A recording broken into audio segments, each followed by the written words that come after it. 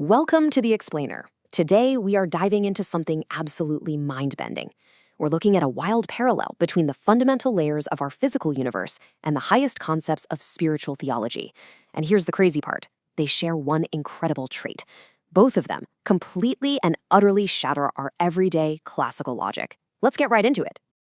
You know, Nobel laureate Richard Feynman famously said, "If you think you understand quantum physics, you don't understand quantum physics." It's a perfect quote because it sets the exact theme for our explainer today: elusive understanding. We humans, we totally expect the universe to just make sense to our brains, right? But at the deepest levels, reality stubbornly refuses to conform to those expectations. Whether you're looking through a superpowered microscope or reading a dense theological text, the absolute foundation of reality is, well, it's just bizarre. Okay, let's map out exactly where we're headed. We'll start with when human intuition fails, move into the bizarre quantum realm, look at entanglement and spooky action, then shift gears to the triune God, the Holy Spirit explained, and wrap up with beyond our classical reality. Starting off with section 1, when human intuition fails. So our brains are basically wired to understand a universe that behaves like a predictable machine. This is what we call classical reality. Think Isaac Newton's world. It's highly deterministic, full of isolated objects, and driven by super clear cause and effect. A causes B. Simple. But as our sources reveal, fundamental reality operates entirely differently. It is heavily probabilistic, deeply interconnected, and just full of unresolved potentials. The foundational layers of both physics and theology, they discard this classical realism completely. Moving right along to section 2, the bizarre quantum realm. To really grasp these physical anomalies, we have to zoom way in to the incredibly tiny. Now, in our everyday 3D world, we use simple X, Y, and Z coordinates to locate things. Easy enough.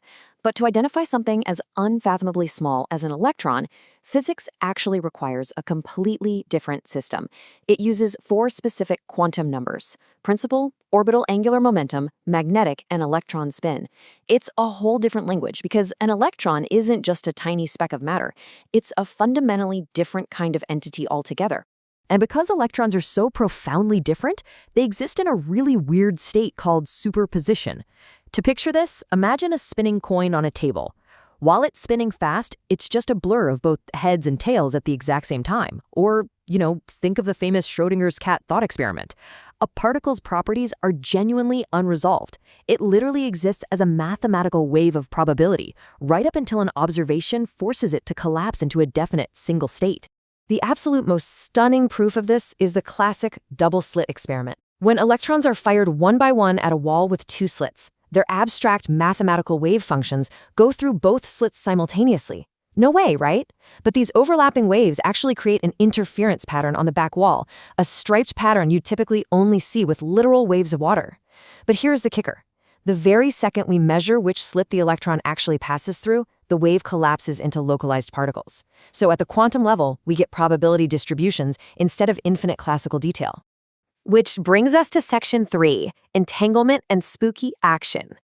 All right, here's where the structure of reality truly fractures. When particles interact, they merge into a joint wave function through a process called entanglement, essentially existing in superposition together. Now, people sometimes think this is like packing a left and right glove in separate boxes and mailing them across the world. You open one, you instantly know what's in the other box. But entangled particles are not like gloves. They have absolutely no predetermined state before you measure them. Yet somehow, measuring one instantly determines the exact state of the other, even if they are literally billions of miles apart. This phenomenon bothered Albert Einstein so much that he famously dubbed it spooky action at a distance. He despised the whole concept. Why? Because it completely violated local realism. That common sense idea that objects are totally independent, possessing fixed properties whether we are looking at them or not, and that any influence between them has to travel through space over time. But entanglement proves that comfortable idea completely wrong. Let's shift perspectives in section 4, the triune God. So just as quantum physics totally breaks our spatial logic, mainstream Christian theology completely breaks our classical math. The core concept here is the Trinity. It basically asserts that the divine operates on a relational level that totally defies human boundaries. The theology states that there is exactly one God, one uncreated being, but this single being exists eternally as three distinct, fully divine persons: the Father, the Son, and the Holy Spirit. Now, our theological sources clarify that these are not three separate beings, nor is each person simply 1/3 of God. No, each is fully God. But why does this actually matter theologically? Well, philosophically speaking, it solves a huge problem. True love requires multiple persons. A tripersonal God means that the divine could eternally express selfless love within himself long before anything in the universe was even created. God doesn't just have love, God inherently is love. It's an eternally relational setup. Diving deeper into this in Section 5, the Holy Spirit explained. To really understand how this divine nature operates, we have to address a pretty common misconception. Some specific groups claim the Holy Spirit is merely an impersonal force, or just some sort of active energy. However, mainstream theological sources strictly assert the complete opposite. They define the Holy Spirit as a personal being, possessing intellect, will, and emotion. The source material heavily emphasizes this relational, personal identity over it just being some mere expression of power. This personal identity is actually built up through very specific scriptural attributes. The texts show that the Holy Spirit has a mind that searches the deep things of God. The Spirit teaches, speaks, loves, and intercedes for believers. Remarkably, the texts say the Spirit can be grieved by human actions. I mean, you can't grieve electricity or gravity, right? You can only grieve a person. And finally, the Spirit distributes gifts as he wills. It inherently requires a personal will to actually make those choices. Bringing it all together in Section 6, beyond our classical reality. When we finally synthesize the physical and the spiritual source material, this absolutely stunning parallel emerges. On the quantum side of things, we have non-locality. Particles behave as one single relational system regardless of vast spatial distances, completely ignoring the traditional boundaries of space. And then on the theological side, we have divine omnipresence.